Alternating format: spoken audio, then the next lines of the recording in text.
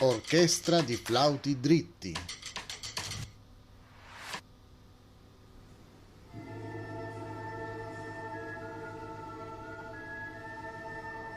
Fino a pochi anni fa, gli esperti ritenevano che fosse impossibile realizzare flauti dritti, detti anche flauti a becco oppure flauti dolci, che producessero note basse, perché per le grandi dimensioni erano previsti solo suoni molto morbidi. Ecco perché non esistevano orchestre di flauti. Tuttavia, l'ucraino Boris Gulashevsky, dopo aver ricevuto una formazione musicale ed essere diventato un musicista professionista e aver imparato a padroneggiare vari strumenti, decise di concentrarsi sul flauto. In un'occasione dovette aggiustarne uno fatto di bambù. Con il tempo imparò a fabbricare da sé i suoi flauti.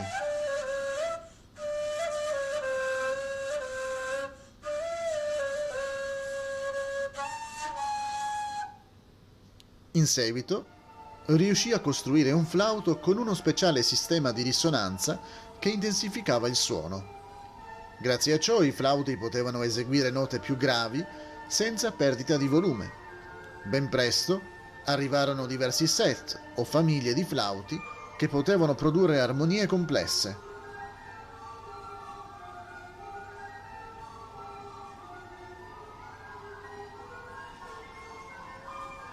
Durante la Seconda Guerra Mondiale, Boris aveva perso la vista.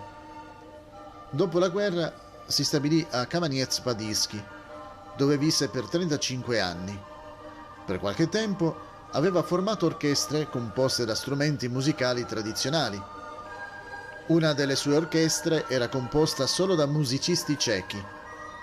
Poi, nel 1960, formò un'orchestra composta unicamente da flauti, l'unica del suo genere non solo in Unione Sovietica, ma anche nel resto del mondo.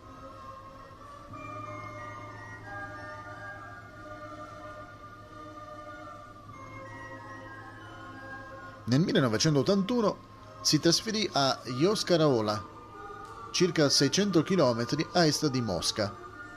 Lì continuò le sue attività creative.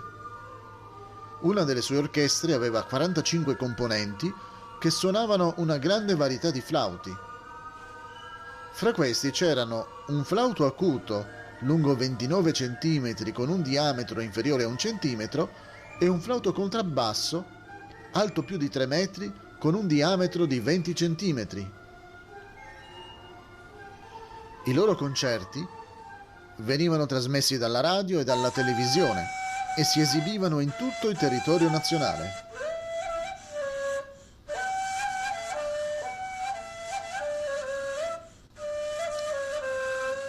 Nel 1986, durante un concorso che coinvolgeva gruppi musicali e orchestre provenienti da tutta l'Unione Sovietica, Boris ricevette sia un certificato che una medaglia per aver sviluppato l'arte del flauto.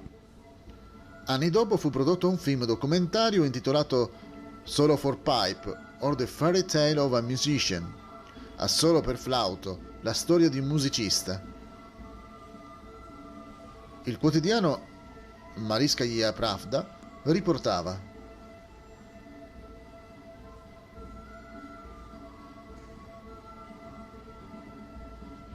Boris Nikolaevich Gulashevsky, che appare in questo film, ha ricevuto un certificato speciale per aver creato l'unica orchestra di flauti in Russia.